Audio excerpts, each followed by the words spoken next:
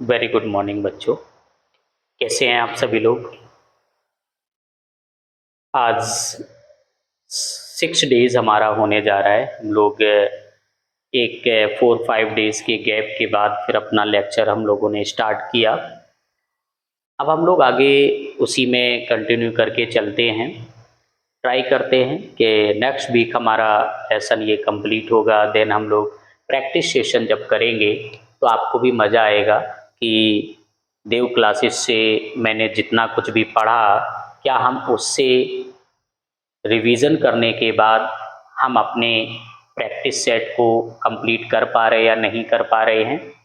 हमारे जो नीट में और कुछ पार्ट आपको जेई पर बेस्ड आपको जो क्वेश्चन आपको मिलेंगे वो यहाँ पर हम लोग प्रैक्टिस कराएंगे, PYQ भी कराएंगे आपके साथ में। ठीक है ना। चलिए स्टार्ट करते हैं और बिल्कुल तैयार होकर के बैठ जाइए आप लोग।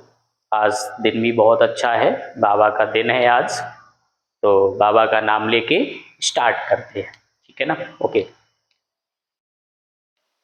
चलिए सबसे पहले हमारा जो लास्ट टॉपिक आपके साथ में चल रहा था वो लिविंग ग्रुप और सबस्ट्रेट की बात कर रहे थे हम आपके साथ, जहाँ पर न्यूक्लियोफाइल की बात हो रही थी। ठीक है, उसी में मैंने 3 पॉइंट आपको लेकर के आया हूँ। सबसे पहले बात करते हैं स्टेबिलिटी की। लिविंग ग्रुप और स्टेबिलिटी, इन दोनों की जब हम बात करेंगे तो वो डिपेंड होता है बेस पर। किस पर डिपेंड होता है? हमारे बेस पर डिपेंड होता है। अब बेस पर कैसे डिपेंड होता है? अगर मुझे ये पता रहे कि स्टेबल कौन ज्यादा होगा तो उसके साथ हम बेस को बताते हैं। अगर मैंने कहा इलेक्ट्रोनेगेटिविटी में समझ जाइए आप, तो जिसके पास इलेक्ट्रोनेगेटिविटी ज्यादा होगी मतलब वो हाई बेसिक होता है। इतना क्लियर है ना। सबसे ज्यादा अगर इलेक्ट्रोनेगेटिविटी किसी की होती है तो वो किसकी होती है? F की। फिर उससे कम हो जाता है क्लोरीन, देन ब्रोमीन। अगर बेसिक करैक्टर आपका F का ज्यादा है तो स्टेबिलिटी किसकी ज्यादा होगी? F की स्टेबिलिटी सबसे कम हो जाएगी और सबसे मैक्सिमम होगी तो आयोडीन की स्टेबिलिटी होगी। ये डिपेंड करता है लिविंग ग्रुप के बेस पर। इतना क्लियर है। यहां पर आ जाते हैं हम लिविंग ग्रुप में बात कर ले। सबसे अच्छा लिविंग ग्रुप कौन होता है?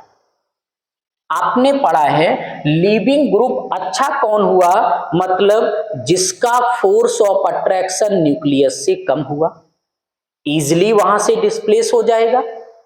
भाई जब फोर्स ऑफ अट्रैक्शन कम है तो वो आसानी से वहां से बाहर चला जाएगा। तो सबसे इजिली कौन बाहर जाता है? आयोडीन, फिर ब्रोमीन, और सबसे ज्यादा अगर लिविंग ग्रुप कितना वीक लिविंग ग्रुप की बात करें तो वो F होगा। जो लिविंग ग्रुप सबसे वीक होता है उसकी बेसिक स्ट्रेंथ सबसे ज्यादा होती है। Leaving group weak leaving group gives high basic strength. तो वीक लिविंग ग्रुप कौन था? F। तो बेसिक स्ट्रेंथ किसकी ज्यादा होगी? F की होगी। स्टेबिलिटी उसकी कम हो जाएगी। यहां तक क्लियर है ना। तो इन पार्ट को आपको माइंड में रखना है। अगर मैं बात करूं तो मैं आपको ये भी बोल सकता हूं कि weak leaving group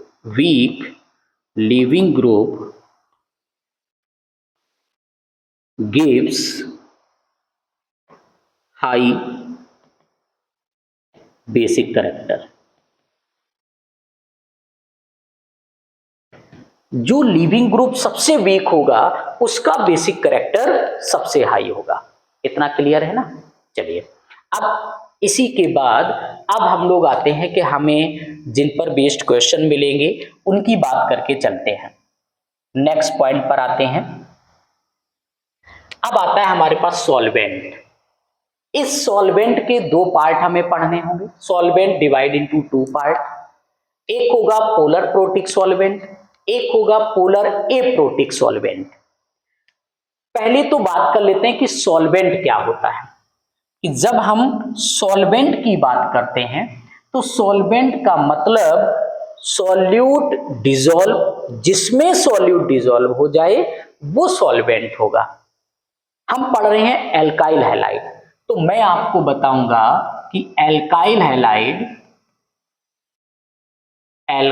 halide gives polar solvent. Alkyl halide कैसा होगा? एल्काइल हैलाइड आपका पोलर होगा। कैसा होगा? पोलर आपका होता है।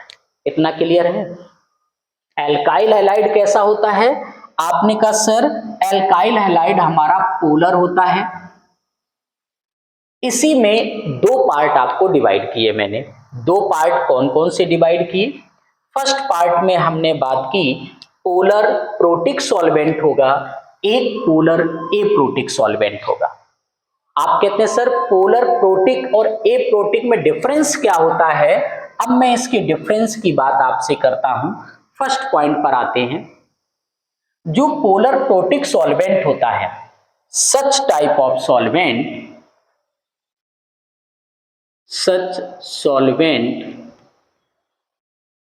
दैट लीव या बोले तो दैट शेयर या दैट ट्रांसफर हाइड्रोजन आयन। जो पोलर प्रोटिक होगा, ये पोलर प्रोटिक क्या करता है? सच सॉल्वेंट दैट डोनेट, ये क्या डोनेट करेगा? H+ ion. ऐसा सॉल्वेंट जो अपने से H+ आयन को डोनेट करेगा वो क्या होगा? पोलर प्रोटिक सॉल्वेंट होगा। वन पॉइंट और इसी में आता है कि जो H+ आयन होता है ये अटैच किस में होता है? H+ ion attach to high electronegative. किसके साथ अटैच होता है? हाई इलेक्ट्रोनेगेटिव के साथ अटैच होगा। कौन? H+ ion. यहां तक क्लियर हो? यहां पर बात कर लेते हैं। आपने बोला solvent that donate H+ ion, आप बोलोगे solvent that does not donate H+ ion. जो H+ आयन को डोनेट नहीं करता है वो एप्रोटिक सॉल्वेंट होगा।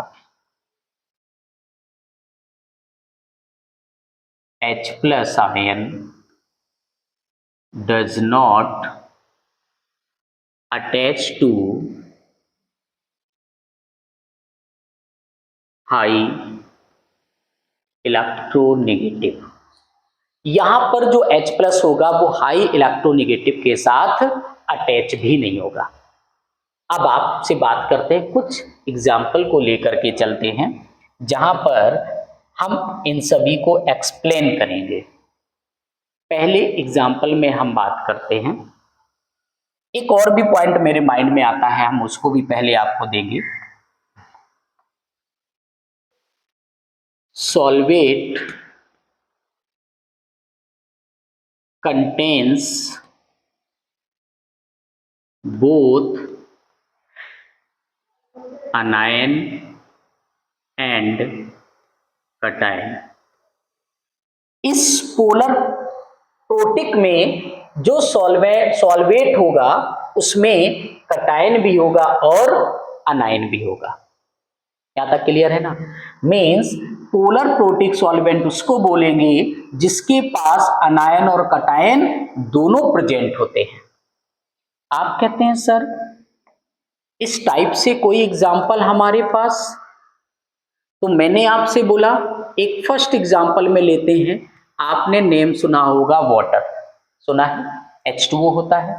अगर इस वाटर की जब हम आपसे बात करते हैं तो आपने कहा सर ये H+ हो गया, ये माइनस हो गया। ऑक्सीजन क्या है? High electronegative. ये क्या है? H+ ion. H+ ion attach किससे हुआ? हाई इलेक्ट्रोनेगेटिव से अटैच हुआ। हुआ ना, मैंने वही पॉइंट दिया, H plus ion attach to high electronegative, solvent donate H plus ion, ये अपने से H प्लस आयन को डोनेट करेगा। इतना क्लियर हुआ। इसके बाद आपने कहा सर एक और पार्ट की बात कर लेते हैं, आपने अल्कोहल का नेम सुना होगा। इस अल्कोहल में अगर फिर आपसे बात करें तो आपने कहा सर ये H प्लस मिला और ये माइनस मिला, ये भी पोलर प्रोटिक हो गया। सेकंड और भी एग्जांपल हम लेते हैं इसी में, R C O H, यहां पर भी आपने बात की, आपने कहा H प्लस आया और माइनस आया, क्लियर है। इसी में और भी पॉइंट अगर हम लें आपको, R NH2 बोल सकते हो, R C NH2 इसको भी बोल सकते हो। और भी अगर हम एग्जांपल इसी में लें, एक आपने नेम सुना होगा PH फिनॉल जिसको कहते हैं, इसके पास भी आपने कहा ये प्लस मिला और ये पार्ट जो हमें क्या दे देगा, माइनस दे देगा।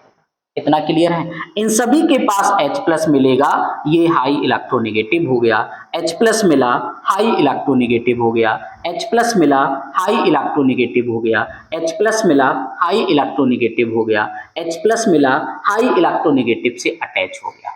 इतना क्लियर हुआ। एक पार्ट जो मैंने यहां दिया, इसके पास अनायन और कटायन दोनों पार्ट होते हैं। जब अनायन और कटायन दोनों पार्ट होंगे तो वो प्रोटिक सॉल्वेंट में आएगा। यहां तक क्लियर है ना, स्क्रीनशॉट ले लो, फिर हम चलते हैं एप्रोटिक सॉल्वेंट में।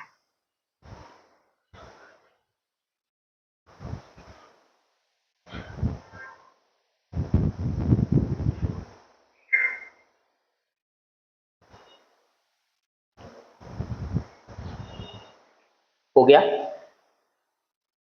माइंड में एक क्वेश्चन आया है, मैं आपको उसको भी देना चाहूंगा। अगर मैंने दे दिया आपको HF, अगर मैंने आपको दिया HF दे दिया, अब मैं आपसे क्वेश्चन करता हूं, मुझे आप ये बताइए इस HF में हाई H प्लस आयन क्या है? तो आपने कहा H प्लस तो यही मिला, F क्या है, माइनस हो गया। F आपको पता है हाई इलेक्ट्रोनेगेटिव होता है, H प्लस हाई इलेक्ट्रोनेगेटिव से कनेक्ट हो गया। क्लियर हुआ। अब यहां पर आते हैं, आपने बोला सर इसमें solvate contains both अनायन and cation, लेकिन जब एप्रोटिक की बात करते हैं तो आपको याद रखना है solvate contains only cation not अनायन।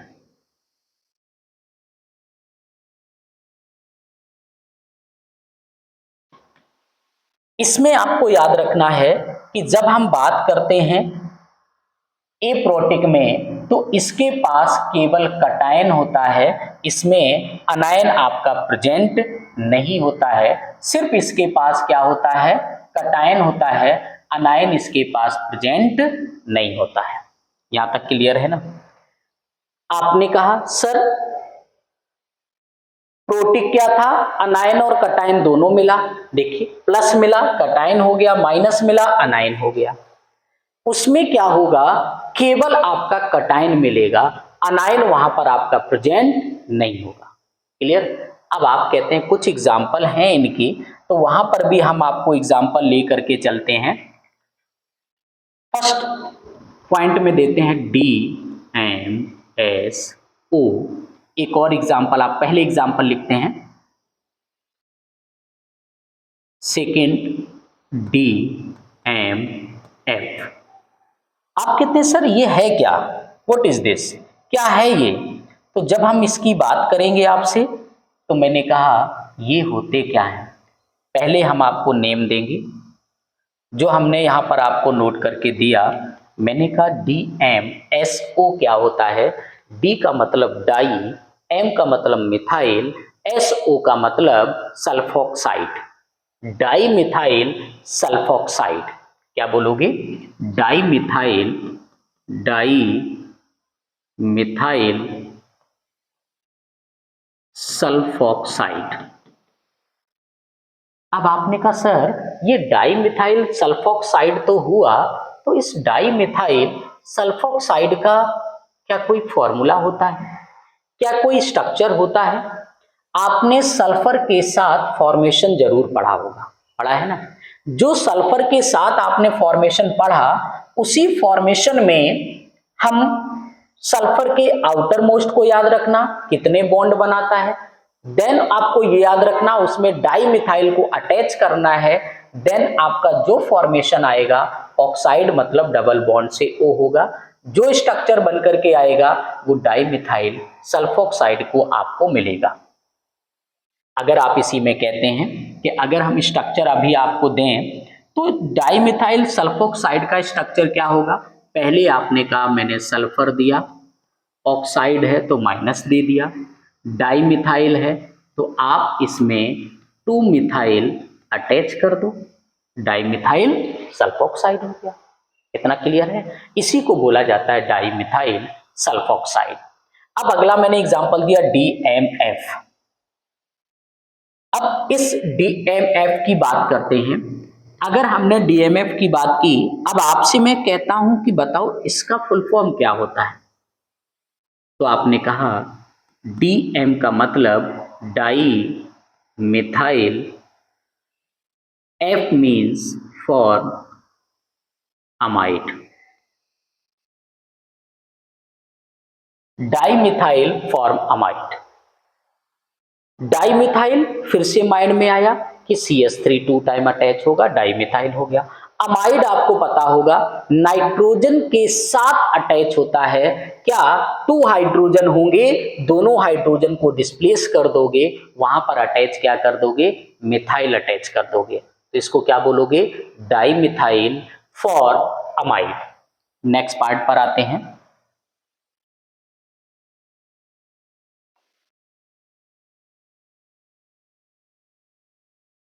आप कहते हैं सर इस डाइमिथाइल फॉर्म अमाइड का स्ट्रक्चर, पहले मैं आपको अमाइड बता दूं। आपने अमाइड पढ़ा है तो अमाइड होता क्या है? अमाइड आप जब भी बोलते हो तो R के साथ ये आपका अमाइड हो गया, इसको क्या बोलते हो? C double bond O NH2 amide बनता है। लेकिन उसने कहा कि मुझे डाइमिथाइल फॉर्म अमाइड चाहिए, तो मैंने कहा आप क्या करोगे, यहां से इस कार्बन से ये इस नाइट्रोजन से ये 2 हाइड्रोजन को डिस्प्लेस कर देना है और दोनों जगह पर क्या अटैच कर देना है? मिथाइल अटैच कर देना है। इतना क्लियर हुआ? जैसे दोनों हाइड्रोजन आप हटाओगे उस जगह पर आप अटैच किसको करोगे? मिथाइल को आप अटैच करोगे। इतना क्लियर है? यहां पर एल्काइल दिया है, हमें फॉर्म चाहिए, फॉर्म का मतलब होता है एक कार्बन के स्ट्रक्चर में, तो आपने कहा carbon double bond O nitrogen था, मैंने दोनों हाइड्रोजन को डिस्प्लेस कर दिया, CH3 लगाया, इसकी वैलेंसी नहीं हुई, फॉर्म बनाना है तो एक हाइड्रोजन देना। इतना क्लियर हुआ? इसको बोलते हैं dimethyl formamide. Clear?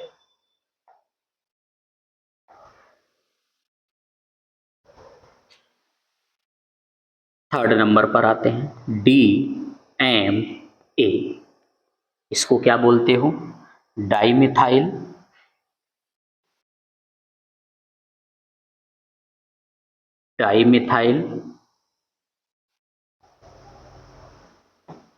Acid amide. अब बात कर लेते हैं, देखो अमाइड यहां पर भी आया, अमाइड यहां पर भी आया, तो ये पार्ट तो सेम चलेगा। एसिड अमाइड यही बनता है। डाइमिथाइल एसिड अमाइड का फॉर्मेशन अब आप कैसे करोगे? जैसे हम एसिड अमाइड की बात कर लेते हैं, अब देखो यहां फॉर्म नहीं आया तो 1 हाइड्रोजन नहीं, उसके साथ R होगा, तो आपका अब स्ट्रक्चर क्या बनेगा? आपने कहा RCOO, ये एसिड बन जाता है। Cl लगा दो, एसिड क्लोराइड हो गया। एसाइल क्लोराइड पड़ा है, उसी को एसाइल क्लोराइड बन गया। अब अमाइड बन गया। दोनों हाइड्रोजन हटा दो, CH3 लगा दो, ये डाइमिथाइल हो गया। ये अमाइड हुआ, हाइड्रोजन हटा दो, CH3 लगा दो, डाइमिथाइल बन गया। क्लियर? नेक्स्ट पार्ट पर आते हैं, कुछ और भी एग्जांपल हैं अभी इसके।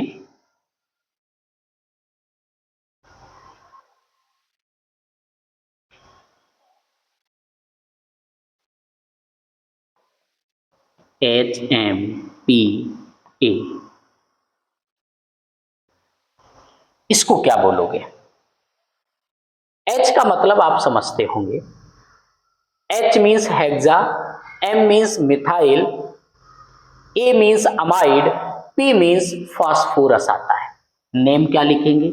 हेक्सा मिथाइल, मतलब 6 मिथाइल अटैच होंगे। Phosphor amide, hexa methyl phosphor amide.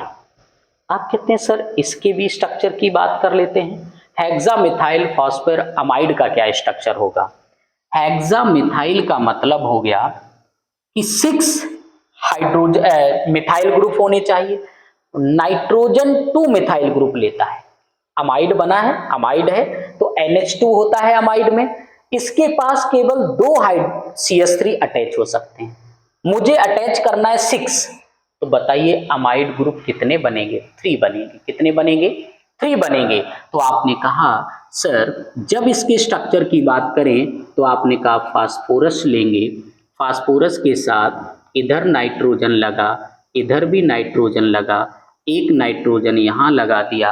अब इन सभी नाइट्रोजन में 2 मिथाइल ग्रुप अटैच होंगे, CH3 CH3 CH3 again CH3, इसमें भी आपको CH3 और CH3, कितने मिथाइल ग्रुप अटैच हो गए? 6 मिथाइल ग्रुप अटैच हो गए। तो ये तो केस बना हेक्सा मिथाइल बना और अमाइड बना।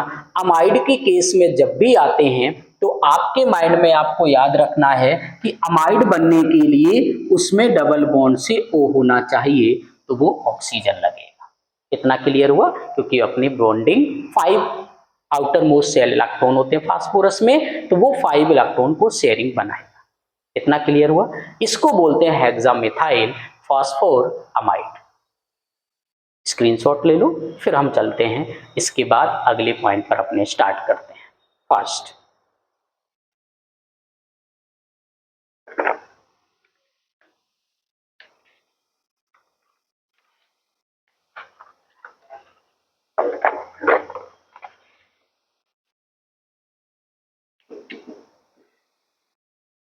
हो गया।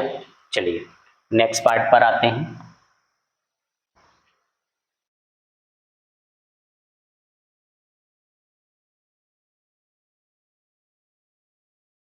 Compare of nucleophilic strength. अब बात कर लेते हैं कि न्यूक्लियोफिलिक स्ट्रेंथ का कंपैरिजन कैसे करते हैं। देखो मैं आपको बताया कि मैं आपको SN1 SN2 करने से पहले न्यूक्लियोफिलिक सब्स्टिट्यूशन इतना आपको डीपली अंडरस्टैंड करा देंगे कि आपका क्वेश्चन कहीं से मिस नहीं होगा आपसे। न्यूक्लियोफिलिक स्ट्रेंथ को कैसे हम कंपेयर कराते हैं, सभी पॉइंट को लेकर के आपके साथ बात हम करेंगे। सबसे पहले पॉइंट पर लेते हैं न्यूक्लियोफिलिसिटी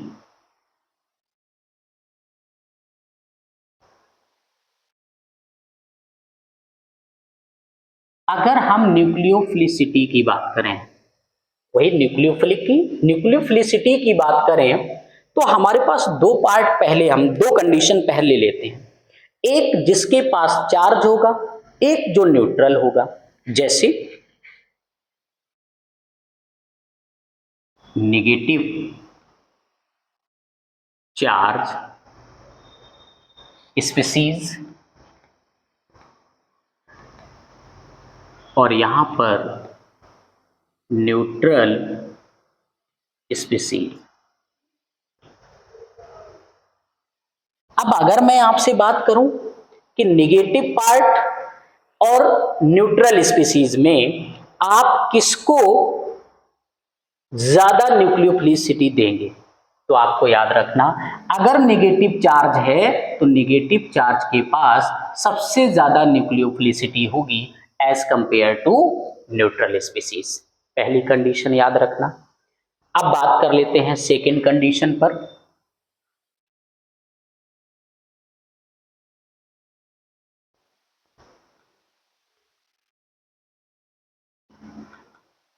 जो न्यूक्लियोफिलिसिटी होती है ये also directly proportional to basic nature. ये बेसिक नेचर के डायरेक्टली प्रोपोर्शनल होता है।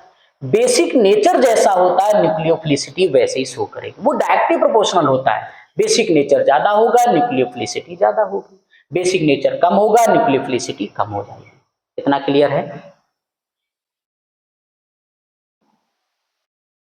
और बेसिक जो स्ट्रेंथ होता है या न्यूक्लियोफिलिसिटी, आल्सो आप ये भी कह सकते हो कि जैसे किसी भी एलिमेंट के पास जो डोनेटिंग टेंडेंसी होती है, डोनेटिंग मतलब अपने से इलेक्ट्रॉन को डोनेट करने की टेंडेंसी, तो आप ये भी कह सकते हो electron donating tendency. Electron donating tendency के भी डायरेक्टली प्रोपोर्शनल होता है क्या? न्यूक्लियोफिलिसिटी।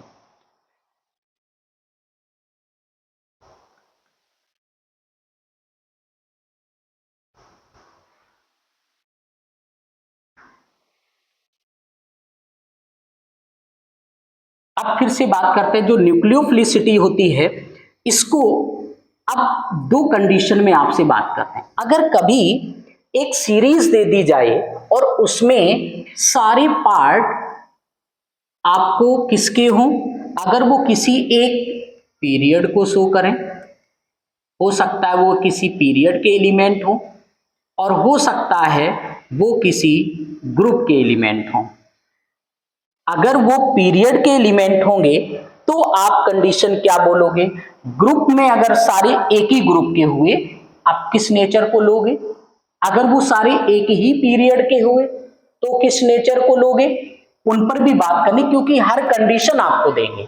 जिस कंडीशन से मुझे आंसर हो, जो कंडीशन अप्लाई हो जाए उसको आप अप्लाई कीजिए और अपना आंसर देना है। एक भी कंडीशन आपको मिस नहीं करेंगे। बात कर लेते हैं पीरियड की, बात करते हैं तो पीरियड के केस में जब आपको एक ही पीरियड के सारे एलिमेंट हो जाएं तो आप याद रखना 1 अपॉन इलेक्ट्रोनेगेटिविटी। इसका मतलब इलेक्ट्रोनेगेटिविटी को चेक कर लेना, जिसकी हाई होगी उसकी न्यूक्लियोफिलिसिटी कम होगी, जिसकी लो होगी न्यूक्लियोफिलिसिटी ज्यादा होगी। क्यों? 1 upon it means inversely proportional. कैसा होता है? इनवर्सली प्रोपोर्शनल होगा। कब? जब हम पीरियड की बात करेंगे। फिर आप कहते हैं सर ग्रुप की अगर हम बात करें, तो जब हम ग्रुप की बात करते हैं तो मुझे याद रखना है कि ग्रुप में हम सिर्फ एक ही पार्ट की बात कर सकते हैं और वो होता है हमारा साइज। साइज जितना बड़ा होता जाएगा न्यूक्लियोफिलिसिटी उतनी कम होती चली जाएगी। साइज जितना कम होगा न्यूक्लियोफिलिसिटी उतनी ज्यादा होगी। इतना क्लियर है ना? ये दोनों पार्ट आप याद रखना। इसके बाद आते हैं नेक्स्ट, फिर से एक और भी पॉइंट है आपके साथ।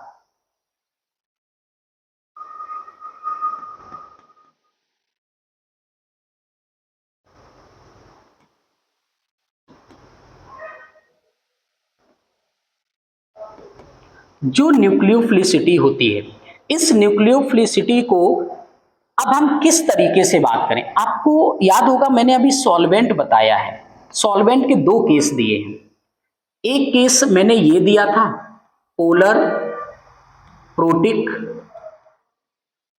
सॉल्वेंट, और एक केस आपको मैंने यहां पर यह भी दिया था पोलर एप्रोटिक सॉल्वेंट। अब इन दोनों में बात करते हैं कि पोलर प्रोटिक में क्या होगा और पोलर एप्रोटिक में क्या होगा। जब भी कभी कोई हमें कंपाउंड दिया जाए और उसमें कंपैरिजन कराना हो, वहां पर यह दिया जाए किस सॉल्वेंट में रिएक्शन हो रही है, तो वहां पर सॉल्वेंट का पहले क्लासिफिकेशन कर लो, पोलर है या प्रोटिक है या एप्रोटिक है। अगर वो प्रोटिक होगा तो उसकी कंडीशन अप्लाई करना, अगर वो एप्रोटिक मिल जाए तो उसकी कंडीशन अप्लाई करना। ये दोनों नहीं मिलते हैं तो पीरियड और ग्रुप को चेक कर लो। ये भी नहीं मिलता है तो बेसिक नेचर या इलेक्ट्रॉन डोनेटिंग टेंडेंसी से आंसर देना। ये भी नहीं शो होता है तो निगेटिव और न्यूट्रल स्पीसीज, जो पहले दिख जाए उससे आप अपना आंसर दे देना और आप करेक्ट पॉइंट पर पहुंचोगे। क्लियर है ना? मैं आपसे बार बार कहता हूं, मैं एक भी पॉइंट ऐसा नहीं छोड़ूंगा जिससे आप अपने आंसर में फंस सको, इसलिए हर पॉइंट को लेकर के चलेंगे।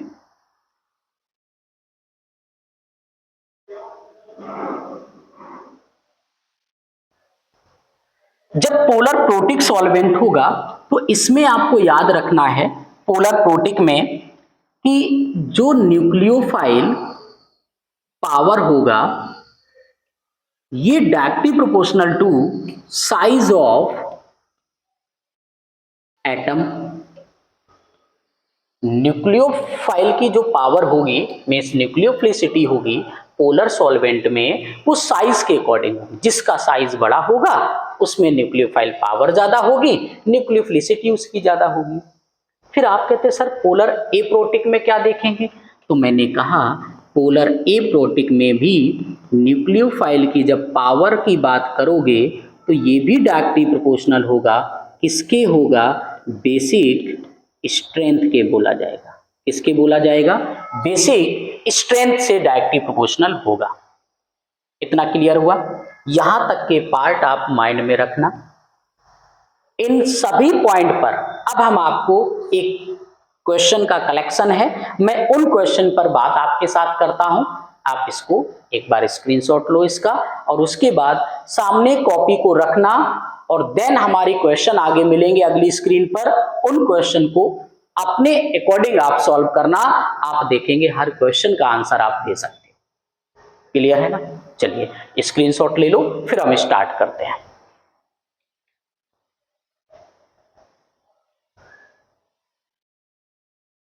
हो गया? अब मैंने आपको ये क्वेश्चन दिए हैं,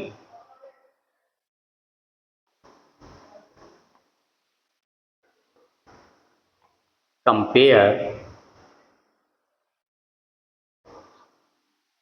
द न्यूक्लियोफिलिसिटी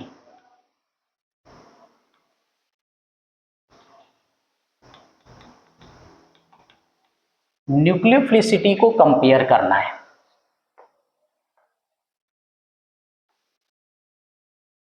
फर्स्ट नंबर पर आ जाइए। सॉल्वेंट आपको दिया है उसने वाटर। क्या सॉल्वेंट दिया है? उसने आपको वाटर सॉल्वेंट दिया है। माइंड में आ जाए वाटर कैसा होता है? वाटर कैसा होता है आपको मैंने अभी अभी बताया। वाटर कैसा होगा? वाटर की जब आप बात करोगे तो आपने ये फॉर्मेशन दिया, H+ दे दिया, नेगेटिव दे दिया। जब आपको H+ डोनेट करेगा, हाई इलेक्ट्रोनेगेटिव के साथ अटैच है, तो ये वाटर कैसा हो गया? आपने कहा सर ये पोलर प्रोटिक हो गया।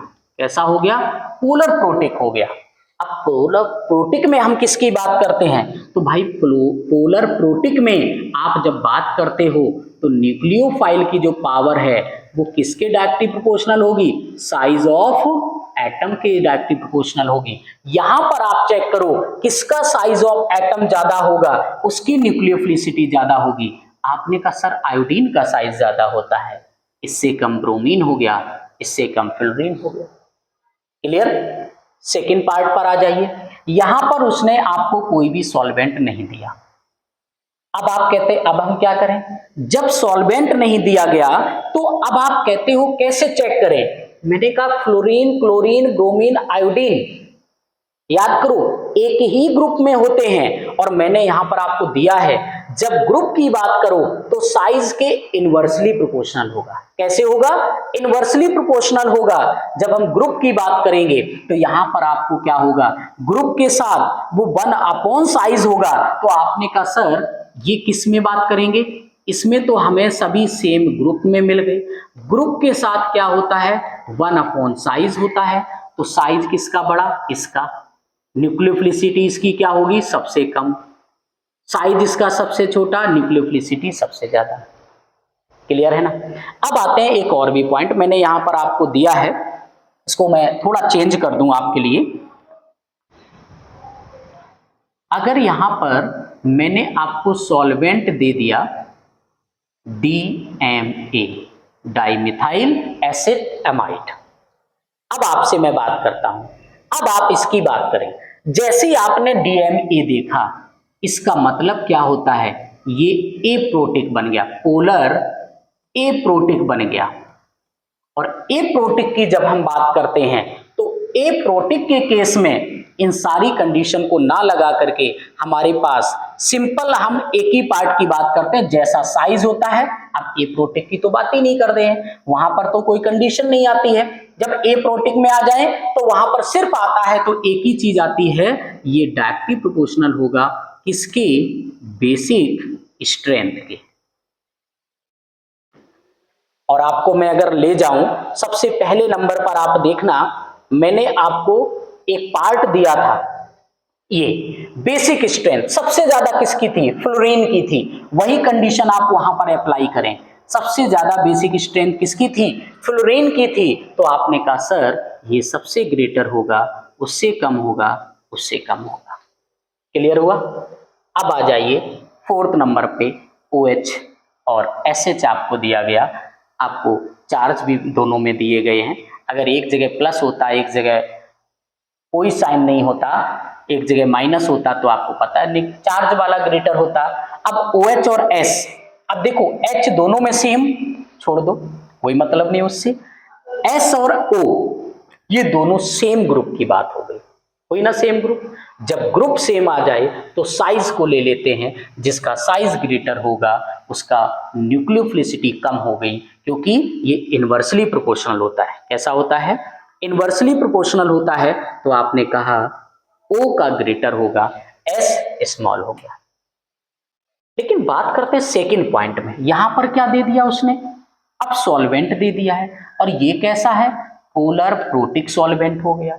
पोलर प्रोटिक सॉल्वेंट क्या होता है, पोलर प्रोटिक होता है ये डायरेक्टली प्रोपोर्शनल होता है साइज ऑफ एटम। अब क्या बोलोगे, S का साइज ग्रेटर होगा, अब ये कंडीशन चेंज हो जाएगी। सेकेंड पार्ट पर आ जाओ, इसमें भी फिनाइल है, यहां पर भी फिनाइल है, यहां ऑक्सीजन है और यहां सल्फर है, सॉल्वेंट कोई नहीं दिया गया। तो अब आपने कहा कि जब सॉल्वेंट नहीं दिया गया तो हमें पता है कि ऑक्सीजन और सल्फर में किसका साइज बड़ा है, जब सॉल्वेंट नहीं दिया गया। देखो इनका हम फिर ग्रुप चेक करेंगे, और ग्रुप में क्या होता है, इनवर्सली होता है। तो ऑक्सीजन का साइज छोटा, न्यूक्लियोफिलिसिटी सबसे ज्यादा आएगी। यहां तक क्लियर है ना। अब बात कर लेते हैं एल्कोहल। ये एल्कोहल दिया गया, polar protic solvent, directly proportional, size of atom होगा। अब आप क्या बोलोगे, भाई साइज ऑफ एटम सल्फर का ग्रेटर है, साइन चेंज हो गया। क्लियर। 8th नंबर, अब आपको मैं 10 सेकेंड देता हूं, 8th नंबर में बताइए क्या साइन होगा।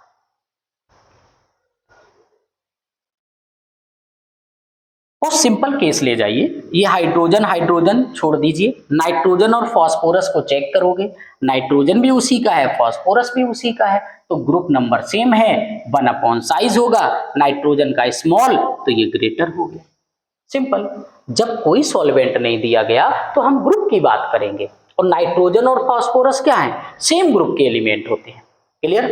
अभी भी रुकना नहीं है, अगली सीट लीजिए आप, इसमें बताइए आप किस तरीके से हम इनको कंपेयर करेंगे। CH3PH3, NH3PH3, यहां पर आपको फिनॉल दे दिया मैंने।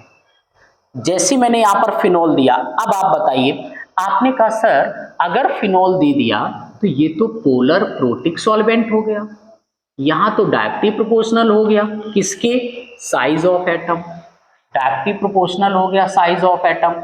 अगर ये डायरेक्टली प्रोपोर्शनल हो गया तो नाइट्रोजन और फास्फोरस में ये साइन हो जाएगा। क्लियर। अब ये क्या आ गया, ये तो भाई पोलर एप्रोटिक हो गया। अगर पोलर एप्रोटिक हो गया, अब बेसिक स्ट्रेंथ की बात करोगे, अब किसकी बात करोगे? अब आप यहां पर बेसिक स्ट्रेंथ की बात करोगे। तो बेसिक स्ट्रेंथ में जब हम जाएंगे तो आपने कहा सर ऑक्सीजन जो होता है एज कंपेयर टू सल्फर ये सबसे ग्रेटर बेसिक स्ट्रेंथ बना करके देगा, तो आपका ये हो गया। कार्बोक्सिलिक में आ जाइए, पोलर प्रोटिक सॉल्वेंट हो गया। जैसी पोलर प्रोटिक सॉल्वेंट की बात कर लें आप, तो पोलर प्रोटिक सॉल्वेंट में आपके माइंड में तुरंत आ जाएगा साइज के डायरेक्टली प्रोपोर्शनल हो गया। ये 12th नंबर देखो जरा, इसमें क्या दिया गया?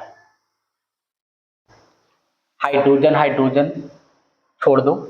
अब आपने कहा सर अगर इसमें जब भी हम बात करके चलें तो आपने कहा सर ये कार्बन हो गया, नाइट्रोजन हो गया, ऑक्सीजन हो गया, फ्लोरीन हो गया, इनका पीरियड सबका अलग अलग है, क्या करेक्ट है? यस, इनका पीरियड सभी का अलग अलग है। सभी की बात करें तो आपने कहा सर पीरियड कैसे? पीरियड तो अलग नहीं होगा। कार्बन 2,6, नाइट्रोजन हो गया, ऑक्सीजन हो गया, फ्लोरीन हो गया, नहीं, पीरियड तो सेकेंड होगा। ग्रुप अलग अलग हुआ है ना? यस, ग्रुप अलग अलग हुआ। लेकिन यहां पर बात कर लेते थोड़ा निगेटिविटी की, इसकी बात कर लेते हैं, निगेटिविटी की बात कर लेते हैं। तो आपने बताया कि अगर हम इनकी निगेटिविटी की बात करें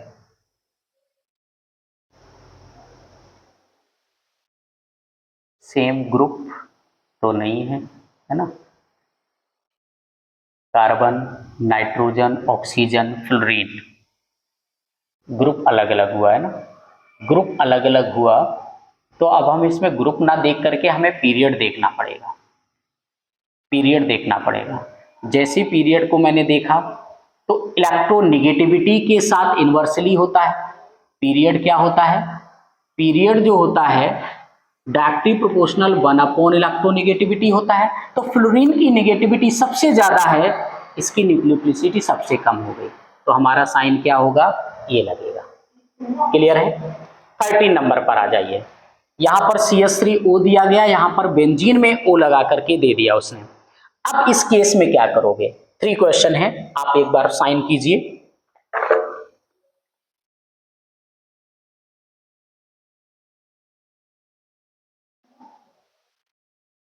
बताइए, जब इस केस की बात करते हैं अब आपके माइंड में आएगा सर ये एलिफेटिक, ये एरोमेटिक आ गया।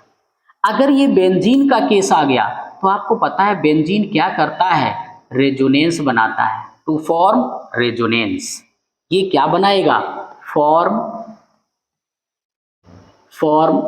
रेजोनेंस। ये रेजोनेंस बनाएगा, सिर्फ राउंड राउंड करता रहेगा, घूमता रहेगा, इसको डोनेट नहीं कर पाएगा। तो इसी को बोला जाता है फॉर्म रेजोनेंस। तो इसी को एक नेम दिया जाता है डी लोकलाइज्ड। ये डी लोकलाइज्ड हो जाएगा और ये क्या होगा? लोकलाइज होगा। मतलब ये रेजोनेंस नहीं बनाएगा। तो जिसने रेजोनेंस बनाया बट डोनेट नहीं किया, डज नॉट डोनेट।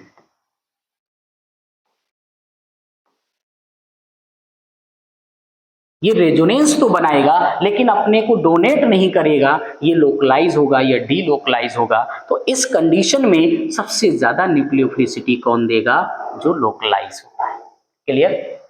अब आ जाते हैं 14 नंबर में। यहां पर आपको ये प्लस आई इफेक्ट देता है, ये माइनस आई इफेक्ट देगा। क्या देगा? माइनस आई इफेक्ट, या बोलो तो माइनस आई या माइनस एम इफेक्ट देता है। अगर ये आपको दिया, अब इस केस में आपने क्या बोला? सर प्लस आई इफेक्ट दिया, तो ये सबसे ज्यादा भाई प्लस है, डोनेटिंग करेगा भाई, इसके पास तो माइनस ऑलरेडी ज्यादा है, ये तो प्लस है, कम है, तो इसके पास ग्रेटर आएगा। अब इसकी बात कर लो, एक जगह पर प्लस आ गया, एक जगह पर माइनस आ गया, तो आपको ये भी पता है कि भाई ये जो फॉर्मेशन करेगा तो ये एंटी एरोमेटिक हो जाएगा। ये कैसा होगा? ये कैसा है? एंटी एरोमेटिक होगा और ये अनस्टेबल होगा। कैसा होगा? अनस्टेबल होगा। ये वाला जो केस आपका आएगा ये आपको स्टेबल होगा और ये एरोमेटिक फॉर्मेशन करेगा। कैसा होगा? एरोमेटिक होगा और स्टेबल होगा तो सबसे ज्यादा न्यूक्लियोफिलिसिटी कौन देगा? पॉजिटिव कैरेक्टर आपको सबसे ज्यादा न्यूक्लियोफिलिसिटी देगा।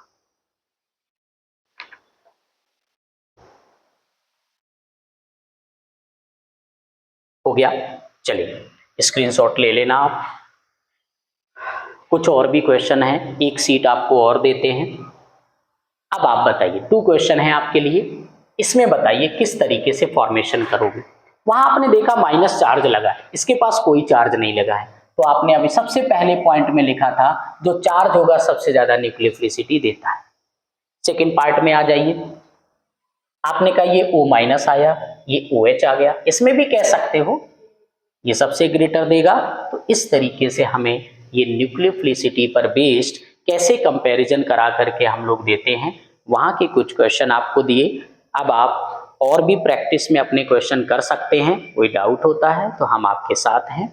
और भी कई सारे क्वेश्चन को जब अभी हम लेसन के बाद एक सीट कराते हैं, जब उसको प्रैक्टिस सीट कराएंगे, ऐसे बहुत सारे क्वेश्चन को लेकर के करेंगे। हम किसी भी पॉइंट को मिस नहीं होने देंगे, क्योंकि एनटीए आपके माइंड के साथ खेलेगा, तो मैं ऐसा कोई भी पॉइंट नहीं दे सकता हूं जहां पर आप वीक हो जाए, जहां पर आप कम गिरे, आप हर जगह ज्यादा ही गिरेंगे। ऐसे पॉइंट कलेक्ट करके आपके लिए मैं लेकर के आता हूं। चलिए ज्यादा टाइम नहीं वेस्ट करते हैं, फिर से अपने आगे के पॉइंटों पर बात करके चलते हैं। यहां तक हमारा न्यूक्लियोफिलिसिटी की बात हो गई थी, एक बार आप स्क्रीनशॉट ले लो, फिर हम अगले पॉइंट पर चलते हैं।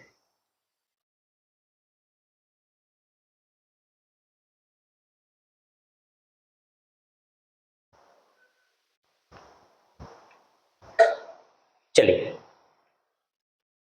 अब हम लोग बात करते हैं आपके कंपैरिजन ऑफ लीविंग ग्रुप। अब लीविंग ग्रुप के कंपैरिजन के कुछ क्वेश्चन भी मैंने आपको दिए हैं। पहले तो ये देख लेते हैं लीविंग ग्रुप होता क्या है। लीविंग ग्रुप ये डायरेक्टली प्रोपोर्शनल होता है 1 अपॉन बेसिक स्ट्रेंथ। ये बेसिक स्ट्रेंथ के इनवर्सली प्रोपोर्शनल होता है। क्लियर? बेसिक स्ट्रेंथ से इनवर्सली प्रोपोर्शनल होता है लीविंग ग्रुप। लेकिन आप ये भी तो कहते हो कि सर ये जो लीविंग ग्रुप होता है ये डायरेक्टली प्रोपोर्शनल भी तो होता है। अब डायरेक्टली प्रोपोर्शनल किसके साथ होगा? तो आपने कहा stability of negative charge ion. किसके साथ डायरेक्टली प्रोपोर्शनल होगा? Stability of negative charge. अब नेगेटिव चार्ज है तो अनायन बनेगा। ये नेगेटिव चार्ज अनायन के साथ डायरेक्टली प्रोपोर्शनल होगा और बेसिक स्ट्रेंथ के साथ लीविंग ग्रुप इनवर्सली प्रोपोर्शनल होता है। अब आपको कुछ क्वेश्चन दिए हैं, जरा स्टार्ट करते हैं 1 बाय 1। क्वेश्चन नंबर 1 की बात कर लो। यहां पर तो ऑलरेडी आपको मैंने इससे पहले भी बताया है, अगर इसी में मैं थोड़ा जो मैंने पार्ट आपको दिया नहीं है वो ये पार्ट ऐसे। अब आप बताना, आपने कहा बेसिक स्ट्रेंथ सबसे ज्यादा इसकी होती है एफ की। अभी 2 बार 2 टाइम क्वेश्चन किए हैं मैंने, 2 बार आपको बताया बेसिक स्ट्रेंथ इसकी ज्यादा होती है। तो आपने कहा कि सर इसकी ये लीविंग ग्रुप सबसे कम हो गया, इजिली लीव कर जाएगा। स्टेबिलिटी ऑफ नेगेटिव चार्ज अनायन, इसके पास नेगेटिव चार्ज अनायन की स्टेबिलिटी ज्यादा होती है तो लीविंग, इसके पास नेगेटिव चार्ज की ज्यादा होती है तो लीविंग ग्रुप भी ज्यादा हो गया, इसके पास कम होती है तो लीविंग ग्रुप कम हो गया। तो बेसिक स्ट्रेंथ को ले लीजिए। सेकंड केस पर आ जाइए, यहां पर CF3 देखो, चेंज आपको सिर्फ इस पार्ट में दिया गया है, यहीं से आपको समझ में आ जाएगा। अब इन केस में क्या करते हो, जैसे CH3 दिखा तो आप हमेशा याद रखना ये प्लस आई इफेक्ट देता है। यहां पर CF आ गया, F आपको माइनस होता है तो माइनस आई इफेक्ट हो गया। जहां पर प्लस और माइनस की बात आ जाती है तो आपने कहा बेसिक स्ट्रेंथ की जब हम बात करें तो सबसे ज्यादा बेसिक स्ट्रेंथ कौन होगा? जो आपको इसकी बेसिक स्ट्रेंथ सबसे ज्यादा होगी, लेकिन ये लीविंग ग्रुप क्या होगा? सबसे कम हो गया। क्लियर? अब आ जाते हैं थर्ड नंबर में। जब इसकी बात करते हैं तो ये प्लस M इफेक्ट देता है। जहां पर नाइट्रोजन का केस आ जाता है तो आपको पता है ये नेगेटिव केस देता है, माइनस M दे देता है। यहां पर भी आपके माइंड में सेम वही चीज आएगा, नेगेटिव आया, चार्ज अनायन की स्टेबिलिटी के साथ डायरेक्टली प्रोपोर्शनल, निगेटिव है सबसे ज़्यादा होगा, नेगेटिव है सबसे ज़्यादा होगा, उसके पास नेगेटिव करैक्टर ज़्यादा हुआ, क्योंकि आप ये भी कह सकते हो बेसिक स्ट्रेंथ कम हुई तो लीविंग ग्रुप भी ज़्यादा होगा। इतना क्लियर है ना। बाकी अनायन की या निगेटिव चार्ज की स्टेबिलिटी पर ये दो पार्ट मैंने किए हैं, यहाँ पर ये बेसिक स्ट्रेंथ से आपको डिपेंड किया। इतना क्लियर हुआ ना। इन पार्ट को, ये कंपैरिजन ऑफ लीविंग ग्रुप की बात कर रहे थे आप, एक बार स्क्रीनशॉट ले लो, फिर अगले पॉइंट पर चलते हैं।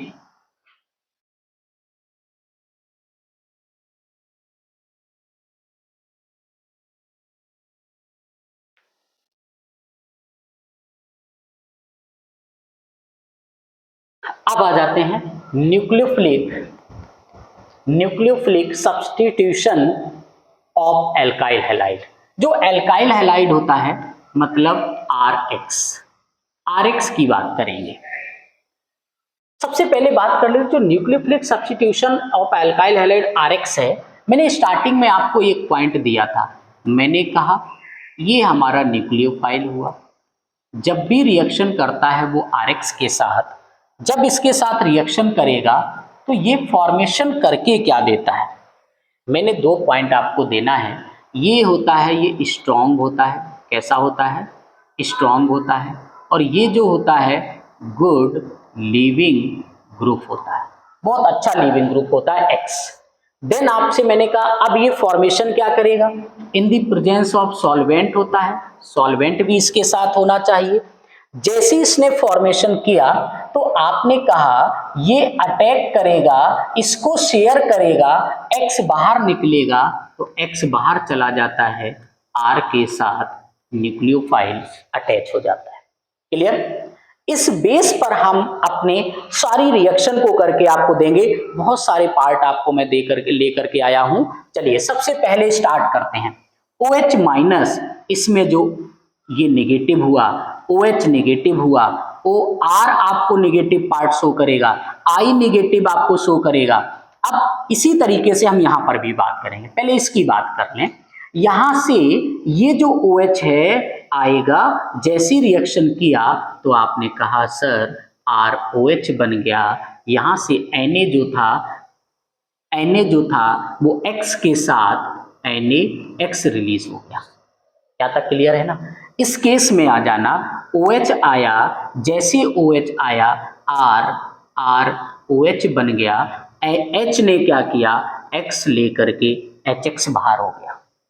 इतना क्लियर हुआ। इसमें बताना आपने कहा सर R था, ये OR आएगा तो आपने कहा ROR बन जाएगा, प्लस Na था X के साथ NaX बना देगा। इतना क्लियर हुआ। इस वाले पार्ट को आप सॉल्व करो। क्या करेंगे आपने कहा सर I आया, अटैक किया, I बना दिया, NaX के साथ NaX बना दिया। सिंपल, ज्यादा माइंड नहीं लगाना है। अब ये दो पार्ट मैंने आपको दिए, मैं आपको 5 सेकेंड का टाइम देता हूं, जरा आप इसमें प्रोडक्ट बनाइए। क्या फॉर्मेशन करेगा ये, इसका क्या फॉर्मेशन होगा।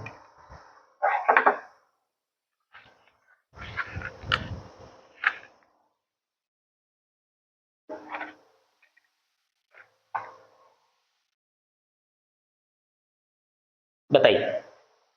अब आप आ जाते, देखो सबसे पहले तो माइंड में आपको क्या याद रखना है, जो NH3 होता है ये NH2 अलग करेगा, H अलग करेगा, H आपका प्लस बन गया, NH2 आपको नेगेटिव बन गया। तो मैंने कहा H प्लस बना, NH2 नेगेटिव हो गया, अब इसमें अटैक कौन सा पार्ट करेगा, तो आपने कहा जैसे ये नेगेटिव पार्ट आया तो नेगेटिव ही तो अटैक करता भाई, वही तो न्यूक्लियोफाइल होता है। तो NH2 हो गया, H जो निकला X को लेकर के HX बना दिया। अब इसमें बताओ आप इसमें क्या बोलोगे, सोचना नहीं है कुछ भी, NH को अलग कर दो और एक पार्ट आपका आ गया क्या, इसी में H प्लस आ गया, NH इसके साथ अटैच हो जाएगा, बाकी पार्ट आपको अलग बन जाएगा। क्या बनेगा, देखो NH के पास बॉन्ड है तो NH लगाइए और R दे दीजिए, H X के साथ निकलेगा HX बना देगा। देखो रिएक्शन बहुत सिंपल, आपको इतना इजी बनाएंगे, बट बेसिक पॉइंट को समझ के चलोगे कोई भी रिएक्शन में आपको प्रॉब्लम नहीं होगी। हर टाइप का आपको 2 3 4 4 रिएक्शन दे रहा हूं मैं, हर टाइप में। इसमें प्रॉब्लम आया, मैंने अगला पार्ट दिया आपको। समझना आपको है कि H प्लस होता है तो H प्लस हो गया, बचा हुआ माइनस हो गया, उसी को अटैच करना है। क्लियर हुआ? वही न्यूक्लियोफाइल बनेगा, वही न्यूक्लियोफाइल वहां पर अटैक करेगा। यहां तक क्लियर है ना? चलिए स्क्रीनशॉट ले लो, फिर हम चलते हैं अगली सीट पर। क्लियर? आते हैं। फिर भी अभी आपको मैंने कुछ पार्ट आपको फिर से दिए हैं, आरएक्स, केसीएन और एजीसीएन। इनमें किस तरीके से बात करेंगे? सबसे पहले केसीएन दिया गया, एजीसीएन दिया गया। आपको पता है के प्लस होता है, सीएन आपका ये माइनस होता है, एजी आपको प्लस होता है, सीएन आपको माइनस होता है। ऐसे के प्लस होता है, एजी प्लस होता है, NO2 भी निगेटिव आएगा, NO2 भी निगेटिव आएगा। जैसे ये केस आपको दिखा, अब आपने कहा सर ये है क्या? यहां तो आपको पता है कोई ना कोई सॉल्वेंट होगा, बिना सॉल्वेंट हमारी रिएक्शन नहीं हो सकती है। जब तक सॉल्वेंट नहीं, हमारी रिएक्शन कंप्लीट नहीं हो सकती है। तो अब बताना इस KCN में क्या होगा, AgCN में क्या होगा?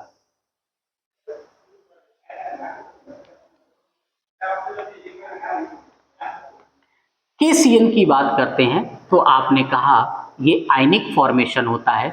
AgCN एक ऐसा पार्ट आपको मिलेगा कि इस AgCN में जब हम पार्ट की बात करें तो AgCN एक ऐसा पार्ट आपको मिलेगा, इस AgCN में जब हम आपसे बात करेंगे तो ये जो AgCN होता है कोवैलेंट बॉन्ड बनाएगा, कोवैलेंट फॉर्मेशन करता है, ये कोवैलेंट बनाता है। AgCN याद रखना एक्सेप्शनल केस है हमारे लिए, ये AgCN ये कोवैलेंट बनाता है। अब आपने कहा सर अब इसमें रिएक्शन क्या होगी? तो मैंने कहा कि भाई जब RX इस CN को आएंगे अटैक कराएंगे, तो आप हमेशा याद रखना N जो होता है ट्रिपल बॉन्ड के साथ अटैच होता है, तो आपका फॉर्मेशन क्या बना? ऊपर वाले में बना RCN बना, और यहां से प्लस क्या इसने रिलीज कर दिया, KX को रिलीज कर दिया। यहां तक क्लियर है? इसके बाद जैसे कोवेलेंट, ये आयनिक बॉन्ड था ना, इसलिए न्यूक्लियोफाइल अटैक किया।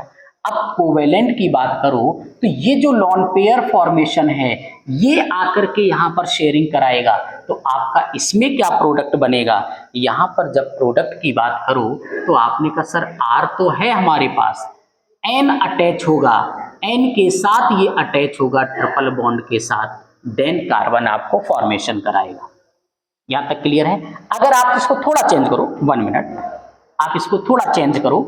आपने कहा जैसे वो अटैच हुआ तो यहां के साथ नाइट्रोजन के साथ अटैच होगा और ये कार्बन ट्रिपल बॉन्ड का फॉर्मेशन कराएगा, ये RNC बनाएगा। Ag क्या होगा? Ag X के साथ बाहर होगा। इतना क्लियर है? ये जो एक KNO2 और AgNO2 का जो केस दिया गया है, ये आपके लिए एक एक्सेप्शनल केस है, ये एक्सेप्शनल है और इसको आप याद रखना, ये एक्सेप्शनल केस है। इसमें हम फॉर्मेशन किस तरीके से करते हैं, और इन सभी में दोनों पार्ट आपके लिए बहुत इंपॉर्टेंट आएंगे, किस तरीके से हम बात करके यहाँ पर चलेंगे। जैसे मैंने आपको बोला फर्स्ट वाले केस में बात करें तो आपके माइंड में आएगा सर के है एक्स के साथ मिलेगा, के एक्स बनाएगा, तो आपकी बात सही है। अब NO2 क्या करेगा? यहाँ पर तो R अकेला है, तो जब R अकेला है और NO2 का फॉर्मेशन करेगा तो आपने कहा सर R तो आ गया प्लस O आ गया, जैसे O उसको मिला देन आपने कहा N के साथ फिर से O बना दिया। क्लियर हुआ इतना? इसके बाद सेकेंड वाले पार्ट में आते हैं, ये क्या करेगा? R NO2 बनाएगा और AgX बाहर निकाल देगा। यहाँ तक क्लियर है ना? इतना पार्ट मुझे याद करके रखना है, यहीं तक हमारे पार्ट में दिया गया है। इतना आप अगर कर लेंगे तो आई थिंक, मुझे नहीं लगता है कि इससे ज्यादा कोई भी डाउट आपके लिए बचेगा। एक लास्ट शीट और है आपके लिए, ये 2 क्वेश्चन और मैंने दिए हैं। ये दोनों में है क्या? ये जो LiAlH4 होता है इसको बोलते हैं रिड्यूसिंग, ये रिड्यूसिंग एजेंट होता है, ये रिड्यूसिंग एजेंट होता है। रिएक्शन को करता कैसे है? ये R यहाँ पर जैसे फॉर्मेशन करेगा तो आर एच मिलेगा, एल आई एक्स बनाता है, और एल क्या करता है, L I x, L I जो मिलेगा एक्स बनाएगा, और एल जो होगा वो x3 बनाता है। देन यहां पर आ जाइए, R1 Mg के साथ जब रिएक्शन कराओगे तो R1 X को डिस्प्लेस कराएंगे तो R के साथ ये R1 अटैच हो जाएगा, प्लस Mg ये 2 बॉन्ड फॉर्मेशन करा देगा, एक बॉन्ड में आपको Cl आ जाएगा और यहाँ पर X अटैच हो जाता है। इस टाइप से हमें ये रिएक्शन दी जाती हैं। अगर कहीं पर भी कोई भी प्रॉब्लम आए किसी भी टाइप के क्वेश्चन में, हम आपके साथ हैं, कंप्लीट कीजिएगा, कहीं पर भी कोई डाउट नहीं होगा। यहाँ तक हमारा ये टॉपिक कंप्लीट हुआ। इसके बाद अगले लेक्चर में फिर हम मिलेंगे। पूरी फुल एनर्जी के साथ लगे रहें, टारगेट सामने रखें कि मुझे नीट करना है, करना है, करना है, बस, इसके अलावा कुछ भी नहीं। हर जगह से दूर हो जाइए, हर चीज़ से दूर हो जाइए, यारी दोस्ती, रिलेशन, शादी बारात, सब से दूर हो जाइए और अपना एक टारगेट फिक्स करके रखिए। Okay, thank you. हमारी बेस्ट विशेस आपके साथ, पूरी फुल एनर्जी के साथ रहें, एंजॉय भी करें और अपनी स्टडी पर भी पूरा ध्यान दें। Thank you.